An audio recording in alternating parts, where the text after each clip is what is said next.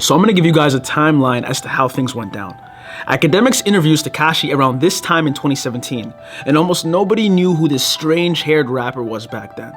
Akademiks was the first person to give him a platform, and as Tekashi's popularity grew, unfortunately, Akademiks' weight started to increase too. That's just a side note though. Anyways, the reason these two are so closely tied together is because they've maintained a friendship ever since that first interview. Akademiks used to always have a rule that he didn't want to mix his journalism by being friends with the people he was investigating. Reporting. Hey, listen, as I said, I'm not friends with artists, but when I'm cool with an artist like how I'm cool with him. Tekashi was his real first friend in the industry. Just look at the post Akademiks made on Instagram when Tekashi got locked up. Who knows how this all plays out, but however it does, I'll still be here as a friend, hoping for the best. And trying to do anything I can to help. Now, fast forward to present day, and Tekashi is in prison facing 32 years to life on federal indictment charges. And as the dust settles, people want another person to blame for this mess. So I'm just asking you the question. Should Akademiks be arrested along with the Treyway team? Before we deep dive into the question of did Akademiks snitch on Tekashi 6ix9ine, we have to first acknowledge who Akademiks is. Besides being YouTube's biggest hip-hop news commentator, he's also a lovely son. Let's not forget that. He's the co-host of Everyday Struggle. What's that? And he so happens to get on Twitch from time to time to talk about his personal life. Last time I had a BBW, bro, it was kind of great because, like that was,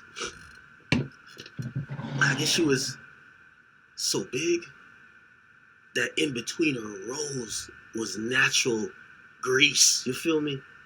Like under like her little gut was natural grease. So when you really got in there. Instead, what Akademiks is doing could be looked at as a different type of snitching. Let me explain. Two of the big charges Tekashi is currently facing right now have to do with this story I'm about to share. Back in April, Casanova and Tekashi were beefing, and just to make a long story short, somebody from Tekashi's camp shot at somebody from Casanova's camp. Now, when I was digging through Akademiks' professional catalog of journalism, I came across this video that didn't really look too good. Nigga, send it to TMZ or send it to Akademiks. Let's get the video out. At this point, you've announced the video. I don't know what video it is, but send it over here. I could break an exclusive. It's a clip of Akademiks asking/instigating Casanova to leak a video that would further incriminate Tekashi 6ix9ine. You're asking him to send you the exclusive video that's about an ongoing investigation that you could break this story on your channel of your supposed friend. Yeah, that makes sense. I do that all the time. You know, when my friend is facing life in prison. Yeah, send me the video so I can break it on my channel. And if it's on the expense of your friend's freedom, you feel me? It's like, who cares? Now, Akademiks covered this beef between them in a series of 5 videos, garnering millions of views. He a lot of times puts the batteries in these beefs. He truly does instigate a lot of situations that just don't need to be, you know, like touched. Welcome back to part 64 of our investigation into a crime that's none of our business. But first... Bruh, Casanova has 40K Twitter followers, and he gets like 5 retweets on his selfies. And if they're extra cute, maybe 7 retweets.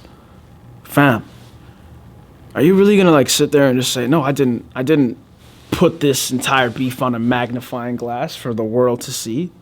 You played you had your hand in it, Akademiks. You stood to benefit from it. Look, I don't think Akademiks is as guilty as people are making him out to me, but I don't think he's as innocent as he's proclaiming to be either. He's somewhere in the middle. But I was too busy playing amateur detective with real people's lives. I mean, the worst they're gonna give me is like 5 to 10 years. You know what I mean? And you know what I mean? I could snitch on like 5 people and probably get like a couple months. Akademiks, how do you have a heartfelt conversation with somebody who's supposedly your best friend? You pick up the phone, it's a jail line. Tekashi is telling you, hey man, I'm facing 32 years to life in prison. And you guys are probably having a heartfelt conversation. Maybe he's tearing up, maybe you're tearing up. You guys are reflecting on your year of friendship you guys had together. And then right after that phone call, you sit in your chair, you think about it, you reflect, and then you go, Hit you with check it out. Because